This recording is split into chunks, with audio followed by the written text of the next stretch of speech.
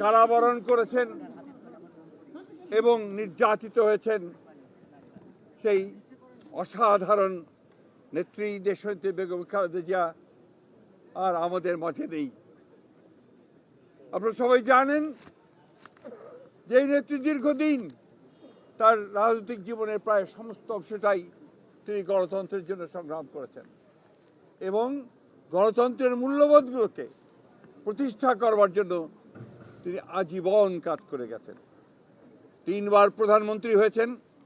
যখন প্রধানমন্ত্রী হয়েছেন তখন গণতন্ত্রকে প্রাতিষ্ঠানিক রূপ দেওয়ার জন্য তিনি কাজ করেছেন, জনগণের উন্নয়নের জন্য কাজ করেছেন।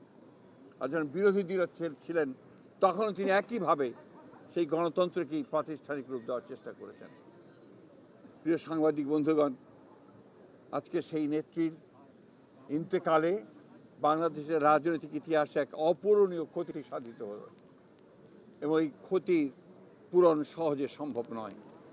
আজকে এমন একটা সময়ে তিনি চলে গেলেন যখন তাকে সবচেয়ে বেশি প্রয়োজন ছিল, যখন গণতন্ত্রের উত্তরণের জন্য আমরা একটা নির্বাচনের দিকে জাতি যাচ্ছে, যখন সমস্ত জাতি তৈরি হয়েছে নির্বাচন করে একটা গণতান্ত্রিক ব্যবস্থাকে প্রতিষ্ঠিত করবে, সেই সময় তিনি আমাদেরকে ছেড়ে চলে গেলেন।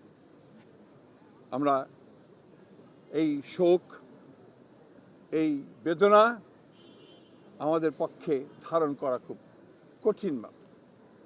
তারপরেও আমরা এই শোককে শক্তিতে রূপান্তরিত করতে চাই।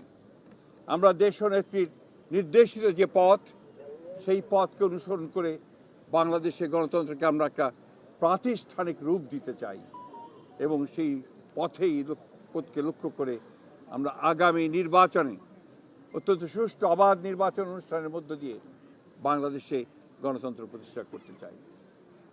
সেই নেত্রী আজকে অসংখ্য লক্ষ কোটি মানুষকে কাঁদিয়ে চলে গেছেন। আগামীকাল তার জানাজা অনুষ্ঠিত হবে, দাফন হবে। এই জানাজা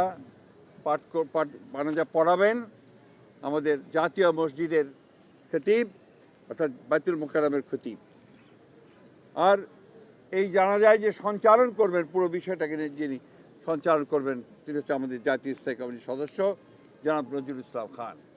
আমি বাংলাদেশের সকল স্তরের মানুষের কাছে অনুরোধ জানাবো, আপনারা সেই শৃঙ্খলা মেনে অত্যন্ত সুশৃঙ্খলভাবে জানাজা পড়বেন এবং তারপরে তাকে দাফনের অংশগ্রহণ করবে, যাদের দায়িত্ব তারাই অংশগ্রহণ করবেন। অনুরোধ থাকবে আপনাদের কাছে যে আপনারা কেউ এই নিয়ম ভঙ্গ করে শুধুমাত্র ছবি তোলার জন্য সামনের দিকে এগিয়ে যাবেন না এবং ব্যাহত করবেন না এই পুরো কর্মসূচিকে। আপনাদের আমরা বিশ্বাস করি দেশনেত্রীর প্রতি আপনাদের যে সম্মান, যে শ্রদ্ধা, সেটাকে অটুট রাখার জন্য আপনারা সেই শৃঙ্খলা রক্ষা করবেন এবং সর্বাত্মকভাবে সহযোগিতা করবেন এই জানাজা দাফন কার্যের সুচারুরূপে সমাধা করতে।